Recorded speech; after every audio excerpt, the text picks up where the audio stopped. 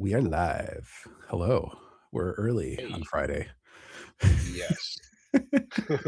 And I have a hard I mean, stop in like 15 minutes. So like we'll see how far we can blow that over. it should be a quick one. I think we talked a little bit before about it. Oh yeah, this is a But totally hot take and yeah. non-controversial topic of software Yes. engineering is apparently dead in 6 to 12 months.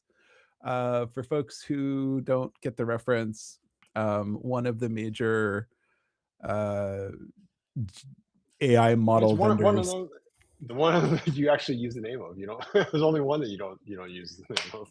Well, I try not to call out Anthropic, but Mm, Anthropic CEO made a pretty bold statement along with the release of Claude Opus, I think it's 4.6, point that 6, yeah. software engineering is going to be dead in 6 to 12 months. Mm. And the other company that I don't mention has made these claims quite a bit. Google has made claims about efficiencies. I can't recall seeing anything drastic. Yeah, I don't think they They they seem tend to to be be kinda under less. the Yeah, PR radar at the yeah, minimum, so I maybe they I think agree. this, but they I agree. haven't publicly stated it. Mm. The other, like, bigger I'm thinking like DeepSeek and, Moonshot and some Moonshot of the Killing, yep, Minstrel. yep. I haven't I don't again They don't recall really. any massively bold claims out of them, but, correct us if we're wrong in the comments, but, there's 2 companies that really seem to be pushing that narrative pretty It's hard. right on. Yeah. So what's your take on that? Because I wanna make a couple points and I need some data first. Yeah, yeah. I mean, I'm a software engineer, right? So like this kind of I'm a senior or staff, whatever You level you want play to one call on it. TV? I think the funny meme here is like and this is relevant too because there's a Simpsons meme where it's like the Ralph Wiggum and he says like I'm in trouble kind of thing. Oh, Especially 100%. given that Ralph Wiggum or Wigguming is something that AI agents are doing. For those who aren't familiar, just look up Ralph Wiggum agents. But I don't think software engineering is dead. I think maybe I'm a little biased, but I think there's more to software engineering than just doing the code and writing things and architecting things out. We've talked many times before about at least in organizations, you're really looking to train talent in the next generation. So getting things to do stuff isn't good enough anymore. Even though we talked a few weeks ago about um, people building their custom solutions because you just can now.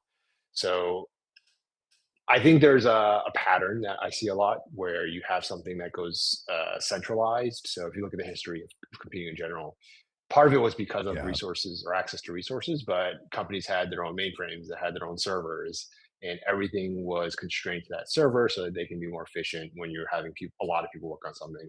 And then came the internet of cloud, or came the era of cloud, and everyone started pushing things out to the cloud, and everything's distributed. So you start centralized, you go distributed, and now people are trying to re-centralize with privacy concerns or just optimizing workflows and stuff like that. So you want to make sure everything has the right context or time to tighten the context.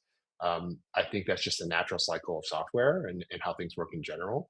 And we're kind of seeing that now. I think with software, there was a time where a lot of these software platforms like yeah, Salesforce or Slack start providing these generalized functions that many companies use, and then people pay for it. And that makes sense because it makes sense. No one wants to build their own Slack client. No one wants to build their own chat thing. No one wants to build their own CRM. right. But now people can use AI agents to build something very specific for their exact workflow. And that's fair, but I don't think that many people understand like the the externalities of software engineering. When you build something, you got to maintain it, right? And this Yeah, is one of the things that a lot of software engineers hate is once you build something, you don't want to fix it up all the time. right. So it's again this build versus buy. It comes to the build versus buy too. If you're ever in a tech organization, do you build something internally or do you buy it? The build costs have gone lower because of AI, but at the same time, there's this sort of tangential cost of maintaining and owning software, which you don't want to own. So ultimately, I still think that there's opportunity for software engineers to build products that people want to outsource because they don't want to own Yeah. that kind of stuff. But that's my gut take. It was a brain dump of a lot of stuff that I've thought about as I've been hearing this news. But yeah, what do you think? Yeah, What's your opinion on this as a yeah, PM, as someone who's close to the space but not quite in yeah. I can't wait to work with only robots instead of people that are at the bar. it? To be Um, honest, I don't know if you're sarcastic or not. yeah, so I pulled up Anthropic's, job postings as you were talking. And right now, February 6th, 2:51 PM Pacific time, they have 59 open roles for AI and research category. They have 23 open roles for engineering and design product. It looks like overall they have well over, a couple hundred roles open. OpenAI has 500 and some roles open. I think it's 591. It's hard to understand how they organize their roles because there's like 80 categories, but it looked like there was, maybe not as many engineering roles open, but they're still obviously hiring. And so um, I guess like I'll critique the comment because it pisses me off. Uh, One, nobody can predict the future. I don't care. Mm, You can't. mm, So anytime you want to, we've done predictions, like we talk about what might happen. You could talk about potentiality, you could talk about probabilities, you can give evidence based on that, and you can be relatively accurate in some instances. But when it comes to like employment, career trends, economy, like every mm, technological progress we've had, we've always had some like doomer and gloomer, right? And like the reality is when the printing press was invented, nobody had any idea what the right. world now looks like. When movable type was invented, nobody foresaw the massive revolution, right? So the printing press used to be a giant slab that you would carve and then you would press one page at a time. Movable type was invented, and that's what we all think of as the printing press. But it was like 50 or 100 years for that to come out. Mm, When scrolls were the big deal before books, bound books, where page numbers took like 500 years to develop, right? And so we look back on that and say, well, that's obvious, but nobody was thinking about better ways to use this stuff. And then, now that you have page numbers, the monk or the scholar in charge of the book or the scroll doesn't need to like know it all inside and out and be a reference. And now anyone can say, hey, here's an interesting thing that I think you should look at. Or mm, you could start to compile synopses of knowledge and then propagate that knowledge. And then we had positions like librarians and scribes and all these new types of positions opened up. Um, so radio came out as the book is dead. Well, books are still here. Yeah, they're less popular, right? And digital books are popular, but we've gone from having a book to like a blog, mm, right? And so I would say people are writing probably far more than we ever have written in history. And I would say people are probably consuming far more written information than ever. Even social media has written form for some of it. Might not mm, be true and it might rot your brain. So you can't predict the future. I don't really care. I don't really have a lot of problems with Anthropic. I think they on average do a great job. I was very surprised at such a Mixed bold bag. comment Yeah. with such a bold timeline. Like Yeah. 5 years into the future stuff is like, okay, fine, right? Like we know no one knows what's going to happen 5 years from now. 6 to 12 months is more on the horizon of like that has financial ramifications for the market. If he's not right, then there's going to be some really weird stuff that's going on. If he is right, then we're in a total paradigm change. Yeah, I mean, he's made these kinds of statements before. Like, if Yeah. you look back at the projections of how technologists were looking at AI, even a year ago, I think he was on the aggressive side in terms of like the coming of AGI. Mhm. And so I wouldn't put it past him to make the same kinds of claims. But the Yeah. 6 to 12 months, I agree with you. We made the comment before, even in our sort of like prediction episode, it's very, very hard to predict what technology looks like. Yeah. And part of you wonders, or part of me wonders, is like, you know, AI is so big right now, you sort of have to kind of stay in the spotlight. And Oh, one of those 100%. ways is to kind of do these sort of outlandish claims and again, just bring attention to your work or your industry Yeah. because that is valuable. Yeah, I would say that, some of the other companies are raising money, and that's been very effective for them. Mm, Um, I would also say that, in the last few days, the stock market has kinda corrected a little bit for a lot of SaaS companies. I know it's up a little bit today, but I think there's a general wisdom now that like we're probably oversold, we're probably overprescribed, we've pushed the knowledge maybe a little too far and Yeah. pushed the hype. And so the question I think is not like how far are we over, it's to what extent are we over?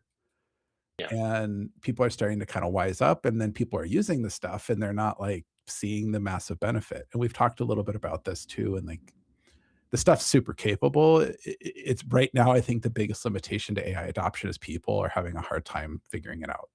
Yeah. I think point two I have, well, point two I have is fame and notoriety seems to be kind of the hype train, Partisan. right? Sure. Yeah. Yeah. And so, like, yes, to some extent, he's the CEO and he has to hype his product and his company, and I 100% get that as a product person. That's also something you have to do, Mhm. but, uh, it feels a little desperate to me that you're Okay. making a Yeah. 6 to 12-month claim that's very bold, and then the proof that they put out was, they had Claude build a compiler or something, right? And that's a hard thing Yeah. to do. And I was talking to somebody about this, and I made the point of, like, when I was in computer science school back in the day, uh, compilers were, like, really hard, and, like, you might be, like, a PhD or, like, a master's student and, like, write a compiler for a project, and it's usually pretty low feature, uh, works, but, you know, there's always more shit to put into a Yeah. compiler and better ways to do it and make it more optimized, et cetera, et cetera. It's a really, really, really hard problem. But, like, 10 years, 20 years before that, like, you had teams of hundreds or thousands of people trying to make a compiler work, right? Mm. And so in 10 to 20 years, it went from IBM charging hundreds of thousands of dollars for a compiler to this is something that somebody could do this is a thing that something this is a thing somebody could do in a relatively short amount of time by themselves. Yeah. And now I think that and I haven't been close to the space for a while, so maybe it's super trivial now too, but I feel like it's not that impressive. Like, yes, it's impressive that it's a hard thing and that I don't know the details. I'm really looking forward to the folks who, like, do this for a living to really dive into it and be like, "Yeah, this is kinda cool and it's a great thing," or, "Yeah, the claims are really, you know, really overblown." Because I think the thing with compilers that's hard for folks is, like, the chains of reasoning and logic have What you sometimes need to, very right. unexpected consequences, and I have a lot of questions about how they actually did this. And this kind of leads into my third point a little bit, but I am also they said it ran for I think it was 2 months. And so, I know it like was an extended period of time. I didn't realize it was 2 months that long, but yeah. yeah, I'm going Yeah. from memory, don't quote me on this, but Yeah. yeah, Yeah. I was pretty sure it was like 2 weeks or 2 months. 2 stands out in my mind. And, I'm starting to ask the question of, like, how much of the advancement or the capability of the models is just giving it more resources, and how much of it is we've actually made another breakthrough in AI? Yeah, I think that was one of the discussions early on was people were trying to project, have we hit the limit of like just give it more compute, just give it more compute, Right. and eventually get there. I think there's still some research being done on this. Theoretically, is have we hit limitations on the Yeah. way that we're currently building these models, and just more compute won't do it. But it's I hadn't thought of it that way. It's a good practical example to think about. Is Yeah. yeah, given many more months, what else could it do? Right. I mean, the one point I did want to touch upon is I think it does go back to some of the stuff we've talked about before. Is uh, why are you building these kinds of things, right? So building compilers, to Yep. your point, when you're in grad school, you built a compiler, but the whole point of it was to learn how the compiler works, and that was something for Right. you. Just building a compiler nowadays, if you just want to build a compiler, you can, but why? Yeah. um, Well, and that's the thing too, and I think I put this up on some social platform where it said effectively, like, building something that already exists is cool, and that's I don't wanna try to minimize the accomplishment, but at the same time, like, nothing novel is easy, mm, period. And, like, you know, using an AI to build a website is kind of trivial now. Like, websites mhm, are pretty solved. I think we've had 30 some years of, like, website design and build, and, like, yeah, you can do all sorts of crazy shit, but if you want, like, a website to convey information and have some kind of components and functionality, then it's already solved. yeah, Uh, point 3, I think, is a little bit more of a meta point, but, When you look at what are the advancements that these announcements have made over time, we are not seeing massive changes anymore. Mm, So when, Gemini 1.5 Pro came out, it was massive leap forward. Gemini, 2.5, yeah, I think yeah, it was, came out, that was a massive leap forward. Gemini yeah, 3, massive leap forward. Same with Claude, right? Claude, I don't remember all the numbers, but it was like Claude, and then it was like Claude 2, and then it was Claude 3. Now it's Claude 4, 4.1, 4.2. I think now we're up to 4.6, it was 4.5 was 4.6. the last one, 4.6. But even Yeah, the incremental versioning of the numbers of in software versioning, you typically do a point release as like a minor improvement or some, maybe a new feature or something, but like a massive like major number version change change. typically Yeah, is a massive improvement or a suite of features. And so they're even acknowledging that in their marketing that like, yes, this is like a new thing and it's better, but it's like not, it's incrementally. We went from mm, 4.5 to 4.6 better.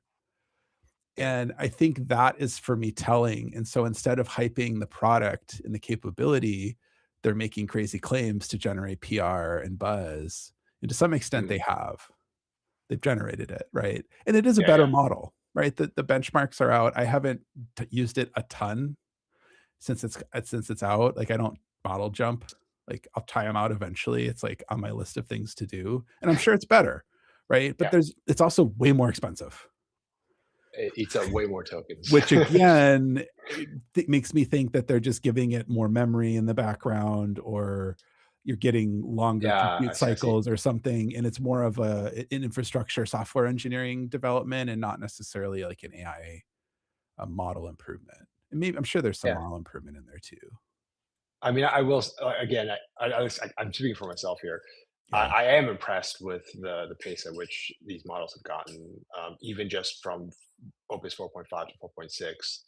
Yeah. I've seen quite significant improvements. I'm working on a long-standing thing, and then even the other Yeah. day when I was working with Opus 4.5, it had trouble doing something.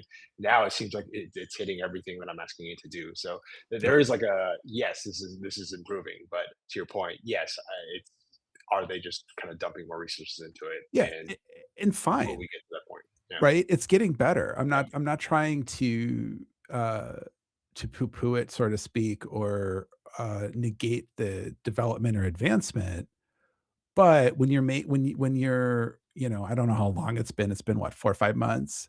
Your advancement mm, is a point increment release, and it's, like, slightly yeah, better, and then you come out and make a claim that 6 to 12 months from now, software engineering is dead. yeah, yeah. That put up or shut up, or so to speak. It's like, listen to what people say, but watch what they do.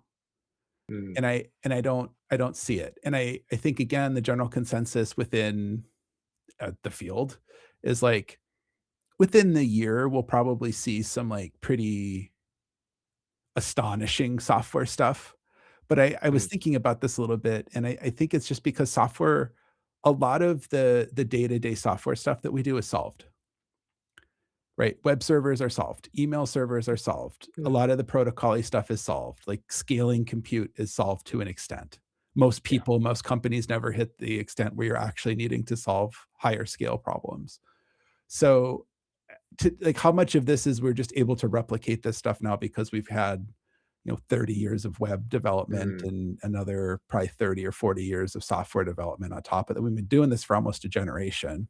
What right. technology, like look at a car, right? A car from a Model T to a, you know, Porsche or something is like not even comparable today. We're racing Indy cars at, 300 miles an hour for, 12 hours straight and shit. I don't know anything about racing, Yeah. but like, the amount of machine engineering to run an engine that's literally exploding Yeah. constantly and running, parts that are going many thousands of revolutions a minute at any sort of duration is impressive.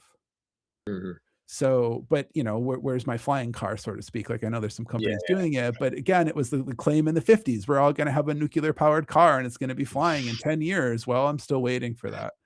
right. And so, point 3A or maybe point 4 on this is that, you eventually hit scaling laws. And I think we're starting to Mhm. see that with this generation of transformers, with this generation of architecture. There's a lot of impressive work happening.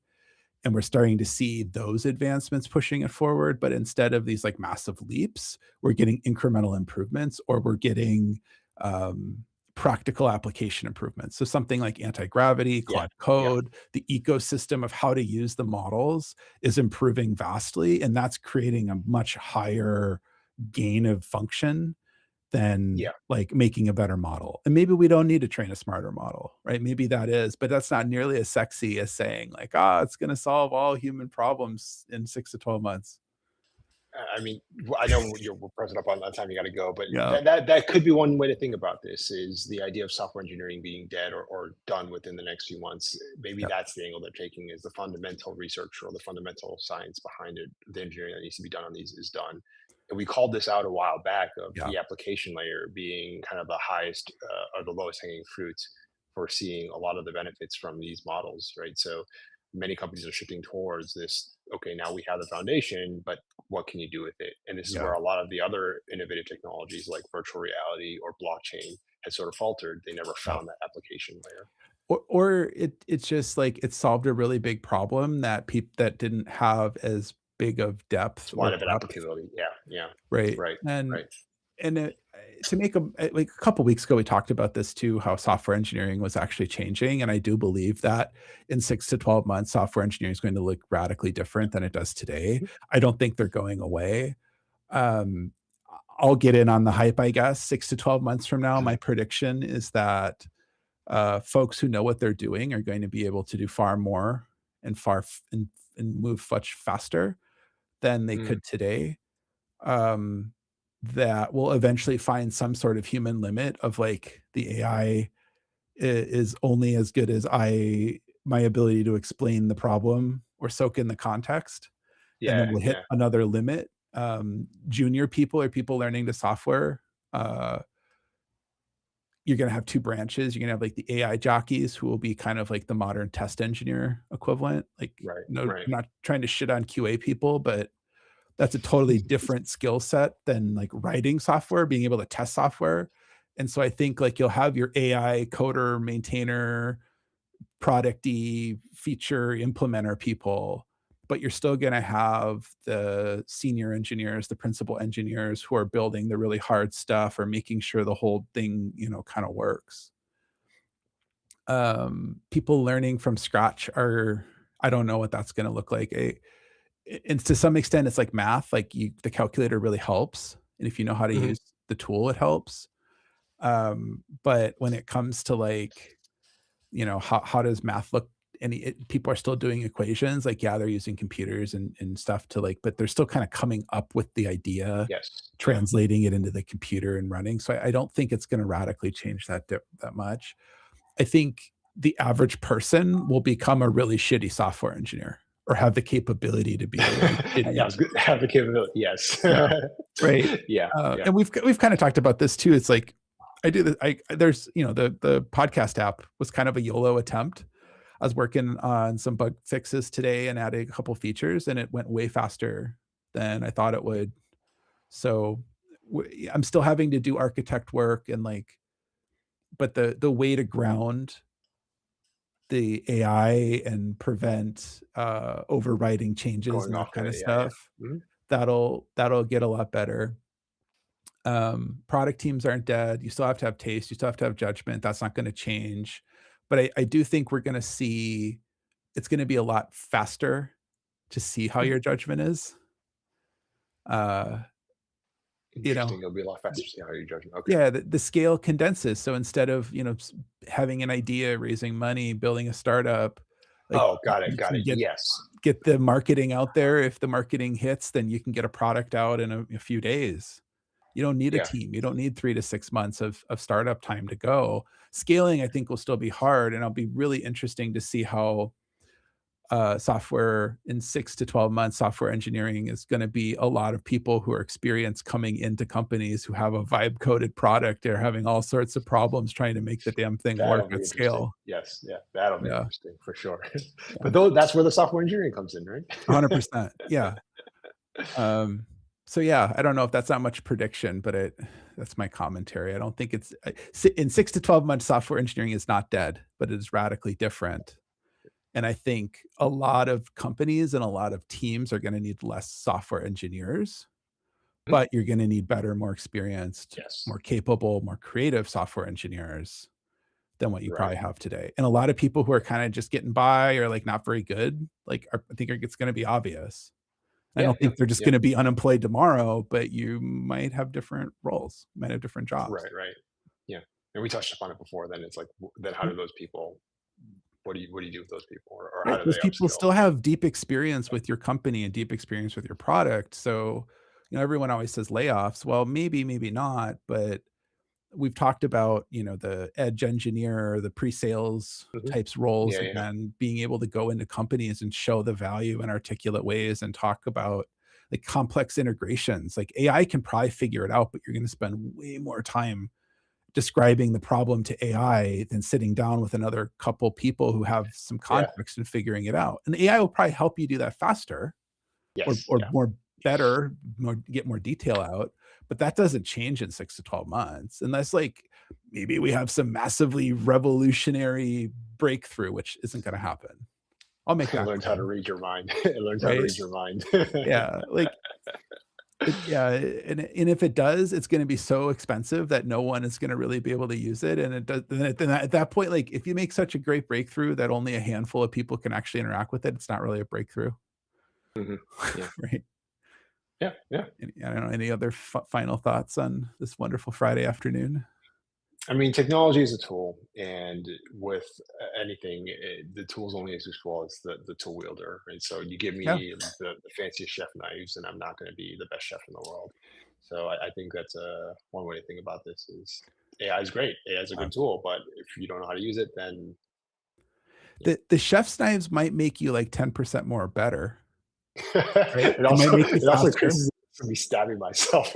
Yeah, but, and we talked a little bit about this, I think it was last week with the art tool. Like, a lot of people getting into art Yeah, wanna get yeah, the best yeah, yeah, paint and the best yeah, yeah. brushes, and, like, Right, that exactly. can Yeah, that can help make it better.